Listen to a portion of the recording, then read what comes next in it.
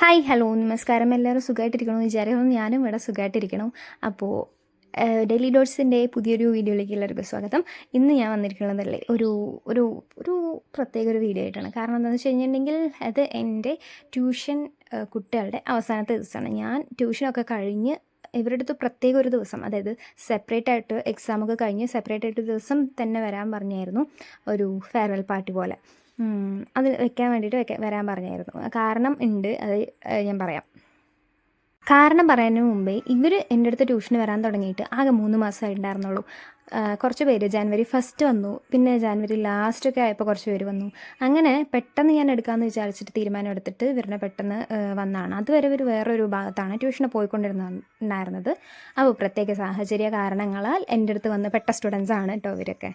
കുറേ മുൻപ്, അതായത് ഒരു 2017-18 ആ സമയത്തൊക്കെ ഞാൻ ട്യൂഷൻ എടുത്തിട്ടുണ്ടായിരുന്നതാണ് കേട്ടോ കുട്ടികൾക്ക്. അവരൊക്കെ ഇപ്പോൾ +1 +2 ഒക്കെ എത്തി. അപ്പോൾ ആ സമയത്ത് ഞാൻ എടുത്തിട്ടുണ്ടായിരുന്നു. പിന്നെ എൻ്റെ സ്റ്റഡീസ് ഡിഗ്രി ഫൈനൽ ഇയർ ഒക്കെ ആയപ്പോൾ പ്രൊജക്റ്റ് കാര്യങ്ങളൊക്കെ നോക്കാൻ വേണ്ടിയിട്ട് ഞാൻ ട്യൂഷൻ എടുക്കുന്നില്ല എന്ന് പറഞ്ഞിട്ട് പിന്നെ അന്ന് മുതൽ ഞാൻ എടുത്തിട്ടുണ്ടായിരുന്നില്ല. പിന്നെ ഇവരാണ് എൻ്റെ ട്യൂഷൻ സ്റ്റുഡൻസ് ആയിട്ട് വന്നിട്ടുള്ളത്. അപ്പോൾ വന്നപ്പോൾ മുതൽ ഇവർ നോട്ടി ബോയ്സൊക്കെയാണ്, എന്നാലും പറഞ്ഞാൽ കേൾക്കുന്ന കുറേ കുട്ടികളൊക്കെ ഉണ്ട് കേട്ടോ. നല്ല കുട്ടികൾ, എല്ലാവരും നല്ല കുട്ടികൾ തന്നെയാണ്. എന്നാലും കുറച്ച് ആക്റ്റീവ് വരുന്ന, ഹൈപ്പർ ആക്റ്റീവായിട്ടുള്ള കുറച്ച് കുട്ടികളൊക്കെ ഉണ്ട്. അപ്പോൾ ഇവർ ഡെയിലി ട്യൂഷന് വരുന്ന സമയത്ത് എൻ്റെ അടുത്ത് ഇങ്ങനെ എപ്പോഴും ചോദിക്കുമായിരുന്നു, വീടും കാണാൻ പറ്റുമോ, വീട് കുളമൊക്കെ ഉണ്ടെന്ന് പറഞ്ഞപ്പം അവിടെയൊക്കെ കാണിച്ചു തരുമോ എന്നൊക്കെ പറഞ്ഞ് ചോദിച്ചുകൊണ്ടേ ഇരിക്കുകയായിരുന്നു. അപ്പോൾ ഞാൻ വിചാരിച്ചു, ഈ പഠിക്കുന്ന സമയത്ത്, പ്രത്യേകിച്ച് എക്സാമിൻ്റെ അടുത്ത് വന്നിരിക്കുന്ന സമയത്ത് ഇവർ സ്കൂളിൽ പോകും, വൈകുന്നേരം ട്യൂഷന് വരും, കുറച്ച് നേരം ഒരു മണിക്കൂർ ട്യൂഷൻ എടുക്കും, അത് കഴിഞ്ഞ് ഇരുട്ടാവും. അതിന് മുൻപേ എനിക്ക് ഇവരെ വിടണം. അപ്പോൾ ഒന്നും കാണിച്ചു കൊടുക്കാനൊന്നും പറ്റിയിട്ടുണ്ടായിരുന്നില്ല.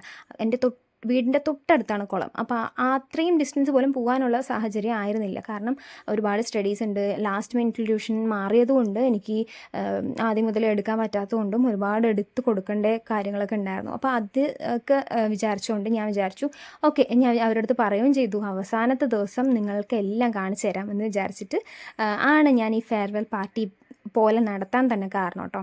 അതിന് വേണ്ടിയിട്ടാണ് ഈ ദിവസം എല്ലാവരുടെയും ഒരുമിച്ച് ഞാൻ വിളിച്ച് വരുത്തിയത്.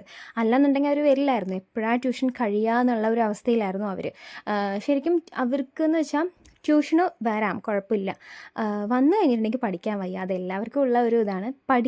പഠിക്കാത്ത ട്യൂഷൻ അവർക്ക് വേണം. കാരണം ഇവിടെ വന്നിരിക്കാനും എൻ്റെ വീട്ടിൽ വന്നിരിക്കാനും ഇവിടെ ചുമ്മാ ഇരുന്ന് വർത്തമാനം പറയാനൊക്കെ അവർക്ക് ഭയങ്കര ഇഷ്ടമാണ്. പക്ഷെ പഠിക്കാൻ വയ്യ. അതുകൊണ്ട് ഇനി ഞാൻ പറഞ്ഞിട്ടുണ്ടായിരുന്നു, ശരി, ട്യൂഷൻ എല്ലാം കഴിഞ്ഞ് എക്സാംസ് എല്ലാം കഴിഞ്ഞിട്ട് ഒരു ദിവസം വരൂ എല്ലാവരും, അപ്പോൾ നമുക്ക് ഒരു ദിവസം ഫുൾ അടിച്ചു പൊളിച്ചിട്ടിരിക്കാം എന്ന് പറഞ്ഞിട്ട് അങ്ങനെ ആണ് ഈ ഒരു ദിവസം ഞാൻ അറേഞ്ച് ചെയ്തത്. ഇവർ ഭയങ്കര ആക്റ്റീവ് സ്റ്റുഡൻസ് ആയതുകൊണ്ട് തന്നെ എനിക്ക് കുളത്തിൽ ഇവരിനെ ഒരുമിച്ച് കൊണ്ടുവരുന്നത് ഭയങ്കര ഒരു ടാസ്ക്കുള്ള കാര്യമായിരുന്നു. കാരണം എന്താ വെച്ച് കഴിഞ്ഞിട്ടുണ്ടെങ്കിൽ കുളം ആഴമുള്ള കുളമാണ്. അപ്പോൾ ഇവരൊന്നും താഴെ ഇറങ്ങാതെ, കുളത്തിൽ ഇറങ്ങാതെ നോക്കേണ്ടത് എൻ്റെ ജോലിയായിരുന്നു. പിന്നെ ഇവർ ഓടുന്നുണ്ടായിരുന്നു. കാരണം ഞാൻ വീഡിയോ എടുത്തുകൊണ്ടാണല്ലോ നടക്കുന്നത്.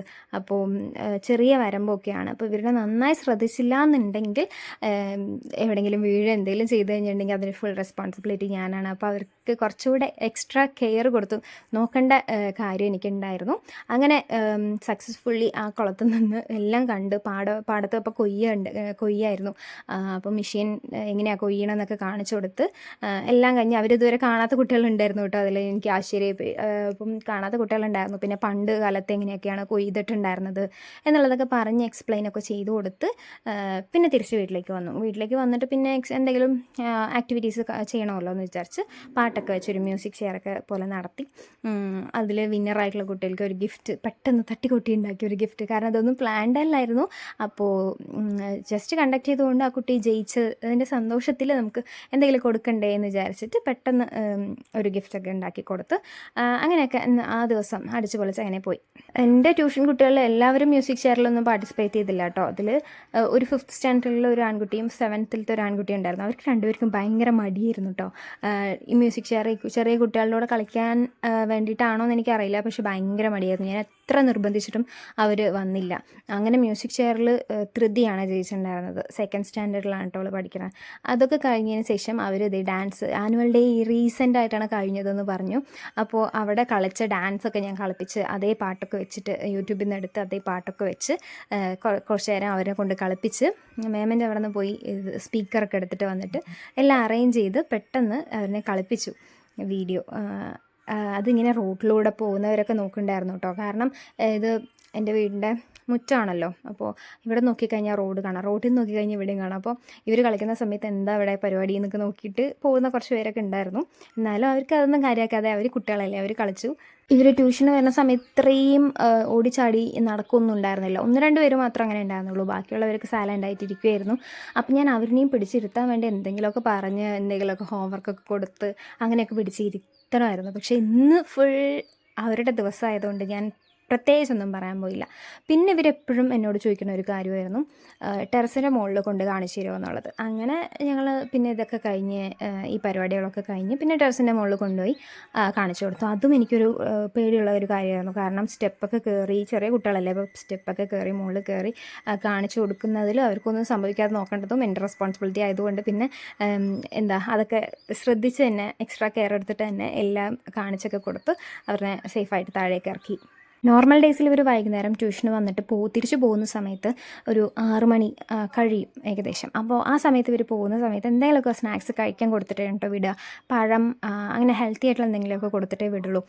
മാങ്ങയോ അങ്ങനെ എന്തെങ്കിലുമൊക്കെ ഉണ്ടെങ്കിൽ അതൊക്കെ കൊടുത്തിട്ടാണ് വിടാറുള്ളത്. അപ്പോൾ ഞാൻ പറഞ്ഞു, അവസാനത്തെ ദിവസം നിങ്ങൾക്ക് ട്രീറ്റായിട്ട് എന്തെങ്കിലും തരാം എന്ന് പറഞ്ഞിട്ടുണ്ടായിരുന്നു. ഞാൻ അതുപോലെ തന്നെ അച്ഛൻ്റെ അടുത്തൊക്കെ പറഞ്ഞ് കുറച്ച് സാധനങ്ങളൊക്കെ വാങ്ങി വെച്ചിട്ടുണ്ടായിരുന്നു.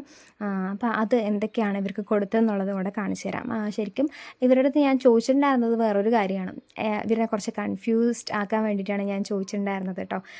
പിടി കൊടുക്കാത്ത രീതിയിൽ ഒരു സർപ്രൈസ് ആയിക്കോട്ടെ എന്ന് വെച്ചിട്ട് ഞാൻ കുറേ കാര്യങ്ങൾ ചോദിച്ചിട്ടുണ്ടായിരുന്നു. പിന്നെ അച്ഛൻ്റെ അടുത്ത് പറഞ്ഞ് വാങ്ങിപ്പിച്ച കുറച്ച് കാര്യങ്ങളായിരുന്നു കേട്ടോ ഇതൊക്കെ. അതെങ്ങനെ എല്ലാവർക്കും വേണ്ടിയിട്ട് ഓരോ പാക്കറ്റിലൊക്കെ ആക്കി എല്ലാവർക്കും എല്ലാം കിട്ടി എന്നുള്ള ഉറപ്പൊക്കെ വരുത്തി എന്നിട്ടാണ് എല്ലാവർക്കും കൊടുത്തിട്ടുണ്ടായിരുന്നത് കേട്ടോ.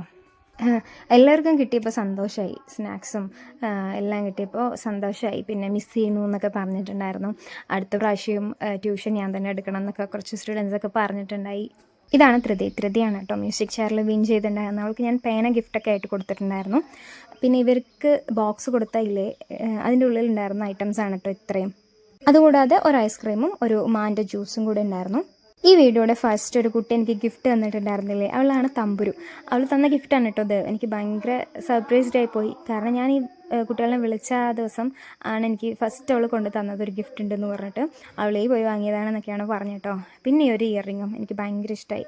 Once again thank you so much Thamburu for this beautiful gift.